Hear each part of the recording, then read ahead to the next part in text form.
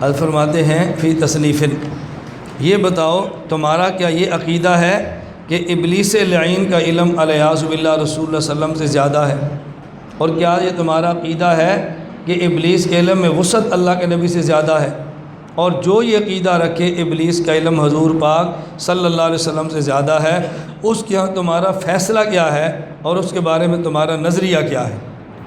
الجواب: قد سبق منا تحریر هذه المسألة ان النبی صلی اللہ علیہ وسلم عالم الخلق علی الاطلاق بالعلوم۔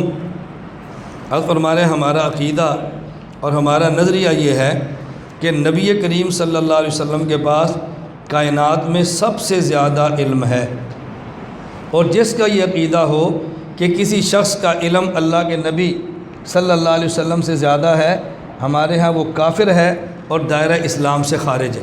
ہمارا عقیدہ یہی ہے جو ہم نے آپ کو بیان کر دی ہے۔ اور یہ کیسے ممکن ہے کہ ہمارے بزرگوں میں سے کوئی بزرگ اپنی کتاب میں یہ مسئلہ لکھ دے کہ نبی پاک صلی اللہ علیہ وسلم سے زیادہ کسی کا علم ہے، اور حتیٰ کہ ہم یہ لکھ دیں کہ ابلیس کا علم اللہ کے نبی سے زیادہ ہے؟ ہم اس کا تصور بھی نہیں کر سکتے کہ کسی نے آپ کو انتہائی غلط بات بتائی ہے۔ اگلی بات حضرت نے فرمائی جو سمجھنے کی ہے، فرمایا ہاں یہ ضرور ہے کہ دنیا میں کوئی گندی سے گندی، گھٹیا سے گھٹیا چیز ایسی ہو کہ جس کی طرف اللہ کے نبی التفات نہ فرمائیں، آپ کی شان کے لائق نہیں ہے، اور وہ ابلیس کی حیثیت کے مطابق ہے، ابلیس اس پہ توجہ کرے اور ابلیس اس کی معلومات حاصل کرے اور اس کی معلومات اللہ کے نبی کے پاس نہ ہوں، تو اس کا معنی یہ نہیں ہے کہ ابلیس اکمل، عالم اور افضل ہے، اور اللہ کے نبی کے پاس چونکہ اس بات کا علم نہیں ہے لہذا اللہ کے نبی کا مقام کم ہو گیا ہے۔ فرمایا اس کی مثال بالکل ایسی سمجھو کہ جیسے ایک متبحر، مدقق اور بہت جید عالم ہے اور ایک چھوٹا سا بچہ ہے۔ اب اس محقق اور مدقق جید عالم کا علم اس چھوٹے بچے سے کئی گنا زیادہ ہے، ان دونوں کے علم میں آپس میں کوئی مناسبت ہی نہیں ہے، لیکن بعض گھٹیا سی چیزیں ایسی ہیں کہ جس کا علم اس بچے کے پاس ہے اور متبحر اور جید عالم کے پاس نہیں ہے۔ اب کوئی بندہ یہ بات کہہ دے کہ اس بچے کا علم جید عالم سے زیادہ ہے، یہ کتنی بڑی حماقت ہوگی۔ میں اس کی آپ کو مثال دیتا ہوں۔ آپ کے اپنے علاقے میں کچھ کھیلیں ہوتی ہیں، ہمارے علاقے میں اپنی کھیلیں ہیں جو بچے کھیلتے ہیں، ان میں ایک کھیل کا نام ہے گلی ڈنڈا۔ آپ جانتے ہیں نا کھیل کا نام کیا ہے؟ آپ اپنے شیخ الحدیث صاحب سے کہ استاد جی اج میں تو گلی ڈنڈا کھیلنا، وہ کیا کہیں گے؟ او بیٹا یہ میری شان کے لائق نہیں ہے، مجھے پتہ ہی نہیں گلی ڈنڈا کسے کہتے ہیں، اور تو کہتا ہے میں نے کھیلنا ہے۔ اب دیکھو بچے کو گلی ڈنڈے کا پتہ ہے لیکن شیخ صاحب کو پتہ، اب اس سے کیا نتیجہ نکلا کہ بچے کا علم شیخ صاحب سے بڑھ گیا ہے۔ بات سمجھ آ گئی؟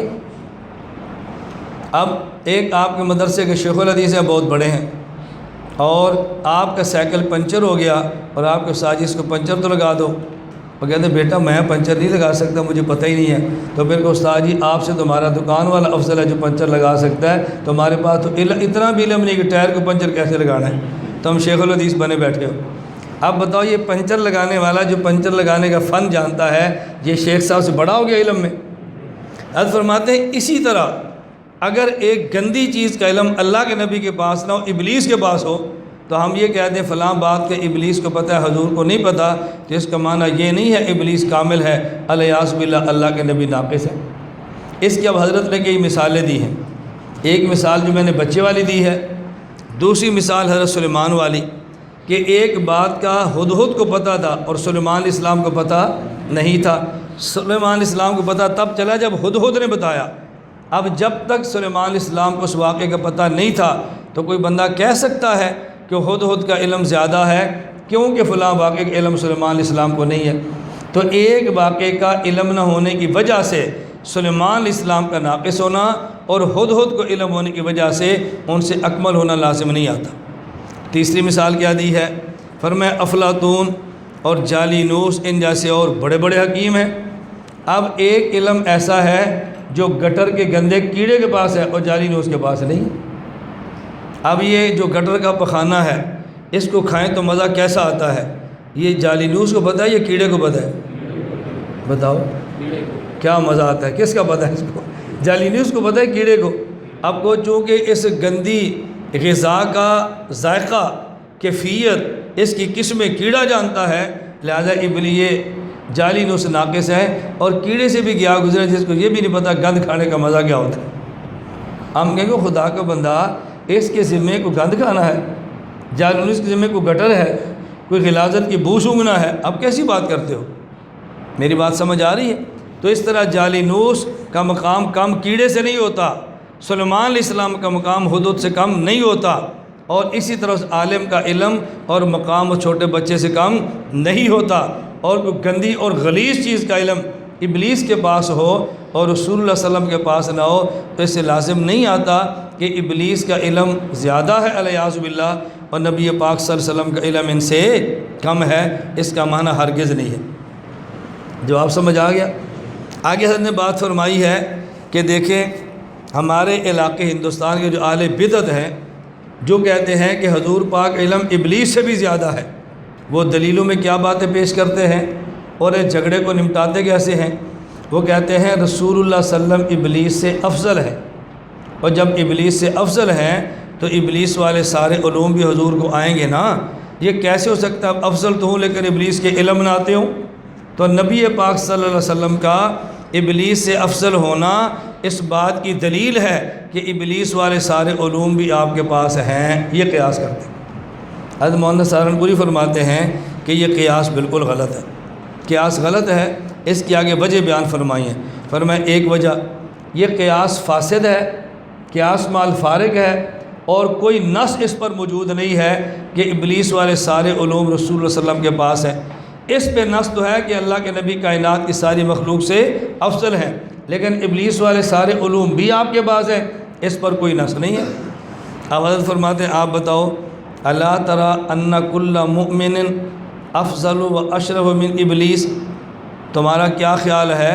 اللہ کے نبی تو بہت بڑے ہیں، عام ایوان والا بھی ابلیس سے افضل بھی ہے، اشرف بھی ہے، لیکن تم یہ بتاؤ فیلزم علی ھذا القیاس ان یکون کل شخص من احاد الامہ حاویا علی علوم ابلیس، تو کیا اس کا مطلب یہ ہے کہ جو علوم ابلیس کے پاس ہیں وہ ہر مومن کے پاس بھی ہیں؟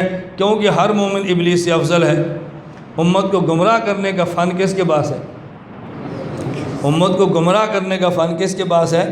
ابلیس کے پاس، ہر مومن کے پاس ہے، تو پھر مومن افضل ہوا ابلیس افضل ہوا؟ حالانکہ ہمارا عقیدہ ہے کہ مومن ابلیس سے افضل ہے، لیکن اس کا معنی یہ کہ ہر مومن ابلیس کے سارے علوم کو بھی جانتا ہو کیونکہ افضل ہے۔ کہتے ہیں یہ بات تو ٹھیک نہیں ہے، تو ہم کہتے ہیں نبی پاک کے بارے میں یہ بات آپ کیوں کہتے ہیں کہ ابلیس والے سارے علوم حضور کے پاس ہیں صلی اللہ علیہ وسلم؟ دوسری مثال دی جو پہلے بھی گزری ہے، سمجھانے کے لیے مثال دی کہ دیکھو سلیمان علیہ السلام ہدہد سے افضل ہے، لیکن جو ہدہد کو جس بات کا علم تھا حضرت سلیمان کو علم نہیں تھا، تو کیا حضرت سلیمان کے افضل ہونے کی بنیاد پہ یہ کہنا کہ جو بات ہدہد کو معلوم تھی سلیمان علیہ السلام کو پہلے سے معلوم تھی کیونکہ افضل ہیں، یہ بات غلط ہے۔ اس لیے کہ ہدہد کہتا ہے انی احطت بما لم تحط بہ، میں ایسی چیز بتا رہا ہوں جس کا علم آپ کے پاس نہیں ہے۔ تیسری مثال کیا دی؟